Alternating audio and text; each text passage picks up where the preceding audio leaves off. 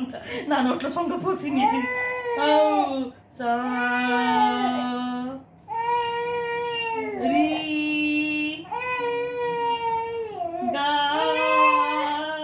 మా. ఎందుకు అంత గట్టిగా అరిచి దగ్గు తెచ్చుకోవడం? ఎందుకు అంత గట్టి? నేను అంత గట్టిగా అరిచానా? నేను మెల్లిగానే పాడుతున్నాగా.